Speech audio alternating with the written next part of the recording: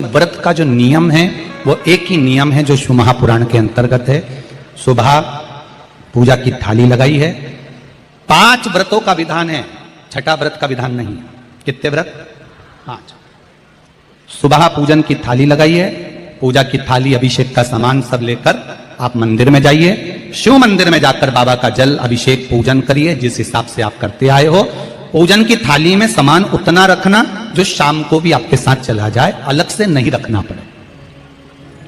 अलग से केवल शाम को दिए रखो, जल रख लो थोड़ा सा, और बाकी का जो मिष्ठान आप तैयार करोगे बस वो, बाकी का चंदन नबीर गुलाल ये सब सुबह की थाली का रखिए, थोड़ा फल जो भी रख लो। सुबह पूजन करो, बाबा का निवेदन करो, घर आ जाओ, थाली को ढक कर रख दीजिए। शाम को जब जाओ कोई प्रसाद उतना ही बनाओ जितना भगवान के लिए बना रही हो। ये नहीं कि खीर ज्यादा बना ली तो आधी हम यहां ले जाएं और आधी घर के लिए छोड़ दें, नहीं, उतना ही बनाओ जितना भगवान के लिए जाएगा, जिसमें से 3 हिस्से होंगे। एक पात्र में भरकर ले जाओ, दोने ले जाओ, कटोरी ले जाओ, प्लेट ले जाओ, जो तुम्हारी मर्जी पड़े, कागज ले जाओ, जो तुम्हारा मन पड़े वो ले जाओ। 6 दिए लेकर जाओ, बाबा के मंदिर में जाकर पूजन अर्चना करो। शाम को अभिषेक नहीं करना है, केवल छींटा देना है। थोड़ा सा जल जो बचा हुआ है उसमें से थोड़ा थोड़ा छींटा देकर, जल का थोड़ा सा छींटा देकर पूजन आदि कर कर, जैसी पूजन सुबह करी वैसे ही भाव से पूजन करो। 5 दिए थाली में से नीचे रख दो, छठवा दिया भी नीचे उतार दो थाली में से। 5 दिए लगाना जब प्रसाद के 3 हिस्से पूरे कर दो, प्रसाद के 3 हिस्से रख दो नीचे, फिर दिए लगा दो 5। एक दिया उठाकर जिसको जलाया नहीं है वापिस अपनी थाली में रख दो। 5 दिए प्रज्वलित कर कर बाबा को निवेदन कर दो, बाबा आज मेरा पहला पशुपति व्रत है, इसको स्वीकार करना। दिल से बाबा इस कार्य के लिए मैंने करा है, इसको स्वीकार कर लेना।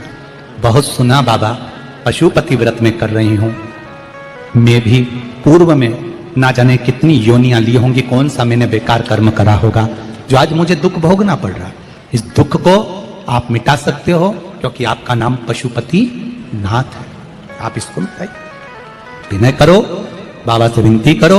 एक दिया, एक प्रसाद का हिस्सा थाली में लेकर आ जाओ, बाबा को निवेदन कर कर, बाकी का वहां छोड़कर एक दिया, एक प्रसाद का हिस्सा लेकर आ जाइए। एक दिया, एक प्रसाद का हिस्सा लाए, घर के अंदर प्रवेश करते समय सीधे हाथ की ओर बैठकर, अपने घर की ओर मुख कर कर सीधे हाथ की ओर उस दिए को घर के बाहर प्रज्वलित कर दो।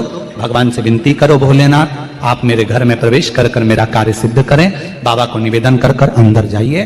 भोजन करने से पहले जो मीठा है, एक हिस्सा प्रसाद का है, उसको खा लीजिए।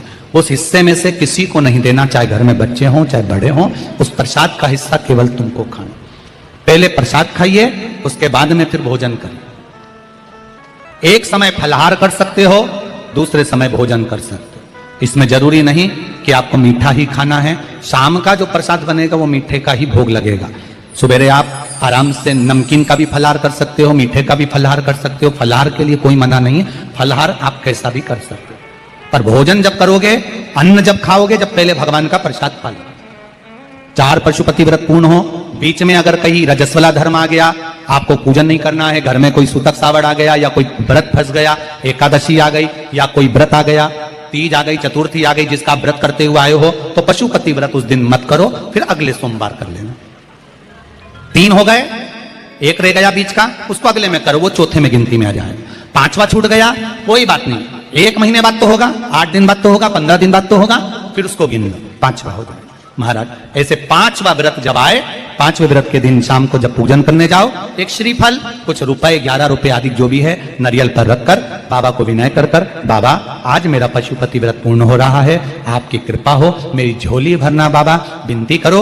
और वो श्रीफल रुपया रखकर 5 दिए लगाकर, एक दिया वापिस लेकर, एक हिस्सा प्रसाद का लाकर देहली पर अपने वही दिया लगाकर अंदर प्रवेश कर कर भोजन ग्रहण करो। बाबा को निवेदन कर लो। पशुपति व्रत का कोई उद्यापन नहीं है, पशुपति व्रत का एक ही उद्यापन है, जो श्रीफल और 11 रुपए आपने मंदिर में रखे हैं, वो उद्यापन के भाव से रखे हैं, भगवान को नमन कर कर रखे हैं। ये पशुपति व्रत। अब दुनिया के लोग इसको पशुपति व्रत को कहीं इतनी बत्ती लगा दो, तो इतनी बत्ती का दिया लगाओ, तो ऐसा करो, तो गलत। उसका नियम जो है वो एक ही, उस नियम के अलावा कोई नहीं। आप प्रेम से करो, स्नेह से करो, उसको दिल से विचारो, मन से विचारो। शंभो शरणे पड़ी, मांगू घड़ी रे घड़ी, दुख काटो दया करी निदर्शन। आप दिल से उसका स्मरण, ये पशुपति व्रत है। एक व्रत करने के बाद अगला जब व्रत करो तो थोड़ा रुक कर करना, एक साथ लगे लगाए व्रत ना करिएगा, थोड़ा रुक कर करिए, इंतजार करो 3 महीने का कि बाबा मेरी ऊपर कृपा जरूर करेगा। दिल से करा है तो वो दिल से देगा, झोली भर कर देगा, ये निश्चित है, उसका व्रत फल देता है। करना जरूरी नहीं है कि व्रत माताएं करेंगी, पुरुष कर सकता है, बच्चे कर सकते हैं, बूढ़े कर सकते हैं, बड़े कर सकते हैं, बेटा बेटी कर सकते हैं, नवयुवक बच्चे कर सकते हैं, पर दिल से करो उस पशुपति व्रत। कोई आपका दूसरा व्रत फंस गया है तो पशुपति व्रत को छोड़ दो। उस दिन आपका जो व्रत है, एकादशी हो, चतुर्थी हो, तीज हो, छठ हो, उसको कर लो। नवरात्रे फंस गए, नवरात्रे कर लो, उसके बाद कर लेना पशुपति। जितने व्रत रह जाए उस व्रत को बाद में। महाराज शिव कृपा, व्रत एक ही मंदिर में करना, जिस मंदिर में पहला व्रत करा है उसी मंदिर में 5 व्रत करना। ये नहीं कि हम मायके में 2 व्रत करके आ गए और तीसरा व्रत हमने ससुराल में कर लिया। नहीं, 2 व्रत करके मायके से आ गई हो तो 3 व्रत भी मायके जाके ही करना। अगली बार ऐसे जाना कि सोमवार बीच में फंस जाए और तुम 1 व्रत करके आ जाओ। मायके में अगर व्रत कर रही हो तो अपनी पूजन का सामान अपने ही रुपए का होना चाहिए, मायके के पैसे का नहीं चाहिए।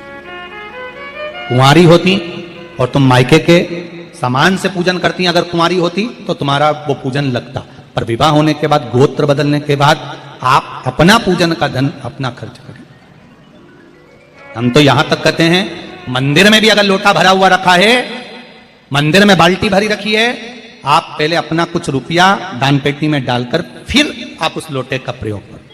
पीपल के पेड़ के नीचे पूजन करने गए, आंवले के पेड़ के नीचे पूजन करने गए, बड़ के पेड़ के नीचे पूजन करने गए, किसी की लगी लगाई थाली मिल गई, सामान मिल गया, उसके सामान में से आप मत चढ़ाइए। आपके पास जो सामग्री है आप उससे पूजन करिए। अपने पड़ोसी से 1 रुपया भी मांगकर भगवान को मत दीजिए। जिस भगवान को देते हो उस भगवान को बुरा लगता है कि मेरे सामने खड़ी होकर हाथ पड़ोसी के आगे फैला रही है, तुम मुझसे मांग, मैं तुझे झोली भर कर दूं। पत्र प्राप्त हुआ, बहुत सुंदर प्रश्न है आपका। गुरुजी, पशुपति व्रत में जो 6 दिए लगाए जाते हैं उसमें बत्ती गोल लगाना चाहिए कि लंबी लगाना चाहिए? प्रश्न बहुत अच्छा है, एक बार जोरदार ताली बजाओ भगवती साहू के लिए, बहुत अच्छा प्रश्न है। हमने पहले भी कथा में कहा कि शंकर भगवान के मंदिर में पार्वती भी है, शिव भी है, दोनों विराजमान है। आप दोनों तरह की बत्ती शंकर के मंदिर में लगा सकते हैं। जहां देवी के मंदिर में अकेली देवी होती है तो वहां पर फिर लंबी बत्ती का क्रम आ जाता है। पितरों की पूजन हो रही होती है, लंबी बत्ती का क्रम आ जाता है। पर जहां पर देवाधिदेव महादेव भी हैं, पार्वती भी है, वहां आप गोल भी बत्ती समर्पित कर सकते हो और लंबी भी बत्ती लगा सकते हो, उसमें कहीं दोष नहीं आएगा। फिर आपने वर्णन करा 5वां व्रत पूर्ण होने पर 108 पुष्प या चावल बेलपत्र चढ़ाते हैं। सबको एक साथ चढ़ा देना चाहिए कि एक एक करके चढ़ाना चाहिए? वैसे शास्त्र रीति के अनुसार पशुपति व्रत में जो 5वां सोमवार पूर्ण होगा और आप 108 अगर कोई वस्तु चढ़ा रहे हो तो एक एक कर श्री शिवाय नमस्तुभ्यम, श्री शिवाय नमस्तुभ्यम, एक एक कर चढ़ाना चाहिए। एक साथ हाथ में लिया और एक साथ नहीं चढ़ाना, एक एक कर समर्पित। बहुत अच्छा प्रश्न है। एक प्रश्न जो आपने किया था उसका उत्तर इस कथा में चल रहा है, नंदी वाला जो प्रश्न आपने तीसरा करा है उसका उत्तर इस कथा में चल रहा है कि आप कहते हो कि मंदिर से जाते समय नंदी के कानों में कहकर चले जाओ। बैठिए बैठिए बैठिए बैठिए। बहुत सुंदर प्रश्न है आपके, बहुत भाव से और आनंद से आपने करा और जनमानस के कल्याण के प्रश्न है। ये केवल आपके लिए नहीं है, ये सबके लिए इतने जोरदार प्रश्न है। जो गलती भी करते होंगे तो उसको सुधार सकते। आपने कहा कि नंदी के कानों में कहना चाहिए। लोग हंसते हैं, कहते हैं बताओ वो नंदी के कानों में भगवान को कहना चाहिए। वैसे तो हम आपको एक बात बता दें कि दुनिया के लोग किसी दूसरे धर्म की कभी हंसी नहीं उड़ाते। दुनिया के लोगों को दूसरे का धर्म अच्छा लगता है। दुनिया के लोग सबसे ज्यादा हंसी उड़ाते हैं तो हमारे सनातन धर्म की ही उड़ाते हैं, और जी खुद उड़ाते हैं, दूसरा उड़ाने वाला नहीं होता। दूर के ढोल हमें समझ में आते हैं, उसका धर्म हमें समझ में आ गया, उनका क्या है, ऐसा है, आओ कुछ नहीं, उनके धर्म में ऐसा है, कितना आनंद हमें दूसरे के धर्म में लग रहा है, और हमारा सनातन धर्म हमको बुरा लगता है, हमारे सनातन धर्म हमें बुरा लगने लगा। अरे भाई, लोग कहते हैं कि नंदी के कान में कहते हो, ये कोई हमारे पुराणों में या शास्त्रों में लिखा है? भगवती बहन साहू, आपको धन्यवाद देना चाहूंगा और एक बात कहना चाहूंगा, जितनी भी शिव महापुराण के अंतर्गत चाहे उपाय जो बताए जाते हैं कि बेलपत्री ऐसे चढ़ाना, काली मिर्च ऐसे चढ़ाना, चावल ऐसे चढ़ाना, धतूरा का क्या महत्व है, शमी के पत्ते का क्या महत्व है, बेलपत्री के पत्ते का क्या महत्व है, ये जितनी भी बातें बताई जाती हैं ये सब पुराण के अंतर्गत से बताई जाती है। अब दुनिया के लोग इसको चाहे टोटका कह दें, चाहे दुनिया के लोग इसे टोना कह दें, पर पुराण से हटकर कुछ नहीं। और आप लोगों को अगर बोला है कि नंदी के कान में कहकर भगवान शंकर के मन में बात पहुंचे, तो ये क्यों कहा, तो ये भी हमारी शिव महापुराण में लिखा है, जलंधर के चरित्र में। कोई आपसे कहे कि नंदी के कान में बोलने से क्या होता है, ये जलंधर का चरित्र कह रहा है। मां पार्वती जी का हस्त कमल पकड़कर जलंधर लेकर जाने लगा, वृंदा का पति लेकर जा रहा। वृंदा तो भगवान की भक्ति में लीन रहती थी, उसको तो जलंधर को सबसे ज्यादा तकलीफ थी नारायण से, पर शिव के पास आ गया, क्योंकि ईर्षा प्रवृत्ति, अभी कथा में कहा, कोई कोई ऐसा होता है जिसको तुमसे बेर नहीं होता तो भी अंदर से ईर्षा जाग जाती है, कोई कोई ऐसा होगा जिसको अंदर से ईर्षा जागती है, अपने आप अंदर से ईर्षा जागती है, उसका कोई बेर नहीं, पर ईर्षा जाग गई, भीतर से ईर्षा जाग।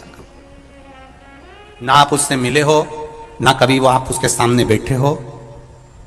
कई लोग किसी ना किसी की बुराई करते हैं तो हम लोग पूछ भी लेते हैं, क्यों साहब उनसे मिलकर आए हो क्या तुम? कभी नहीं मिल किया, कभी उनका सामना हुआ नहीं हुआ, तो फिर बुराई क्यों कर रहा? एक ने कर दी थी इसलिए हमारे ध्यान में था तो हमने भी कर दी। लो, वो कुआं में डूब के मरेगा तो तू भी मरेगा का? नहीं। नंदी सामने बैठा है, गणेश जी को मालूम पड़ गया, कार्तिकेय को मालूम पड़ गया, मां पार्वती जी का हस्त कमल जलंधर ने पकड़ लिया और लेकर चला, मालूम पड़ गया, तब नहीं रहा गया। गणेश जी को क्रोध आ गया और गणेश जी महाराज आए, शिव जी को जगाने लगे, पिताजी पिताजी पिताजी कर कर जगाया, उठो पिताजी, पिताजी उठिए, पिताजी जागिए, पिता को जगा रहे हैं। भगवान शंकर नहीं उठे, तप में लीन थे। क्या करें हम, जलंधर के पास में इतना बल है, इतना बल है, और पिता की आज्ञा नहीं होगी तो हम कैसे मार देंगे इसको? मारने को तो मार दें। मां ने आज्ञा करी थी कि जलंधर उसको तारकासुर को मार दो, तो कार्तिकेय ने तारकासुर को मार दिया। शिव जी की आज्ञा नहीं तो हम इसको कैसे मारें? क्या करें? सब कुछ गणेश जी ने देख लिया, शंकर जी के ऊपर बहुत बहुत बहुत बहुत प्रार्थना कर कर देख ली, पर शंकर जी नहीं जागे। तब आखिरी में विनायक ने, गणेश ने, जितने लोग आस्था चैनल पर कथा सुन रहे हैं, जितने लोग फेसबुक यूट्यूब पर कथा सुन रहे हैं, इस बात को याद रखना कि नंदी के कान में कहने से क्या होता है, वो ये इस कथा से सीख लेना। आखिरी में गणेश जी को लगा किसको कहूं, शंकर जी भी तप में है, नंदी भी तप में है, मैं किसको कहूं? शिव जी को कह के कर थक गया, पिताजी को बोल बोल कर थक गया, पिताजी जागते नहीं। अब मैं किसको कहूं ये बात, किससे कहूं?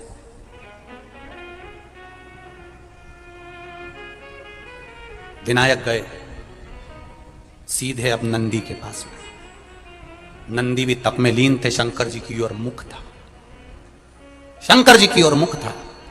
गए और जाकर तुरंत विनायक ने नंदी के कानों में जाकर कहा, नंदीश्वर, मैया का हाथ पकड़कर जलंधर लेकर जा रहा है, पिताजी तप में लीन है, कृपा करिए ना। बस केवल नंदी के कान में कहा, गणेश जी दूर हट गए। नंदी के कान में कहा, शंकर जी के नेत्र खुल गए, शिव जी के नेत्र खुले। ध्यान देना जरा, इस शिव महापुराण की, आशुतोष शिव महापुराण की कथा, जो कथा यहां कही जा रही है, यह कथा पहले के चरित्रों में सुनने को नहीं मिली होगी। जरा ध्यान देना इस संवाद पर, जितने लोग आस्था चैनल पर, जितने फेसबुक यूट्यूब पर सुन रहे हैं, सनातन धर्म की हंसी उड़ाने वाले कह देते हैं नंदी के कान में कहने से क्या होता है, नंदी के सामने जाकर बोलने से क्या होता है, नंदी के पास बैठकर बोलने से क्या होता है, नंदी के पास बैठकर शंकर जी का मात्र दीदार करने से क्या होता है, दर्शन करने से क्या होता है। वो अच्छे से समझ लेना, जो लोग सनातन धर्म पर उंगलियां उठाते हैं वो अच्छे से समझ लें इस बात को।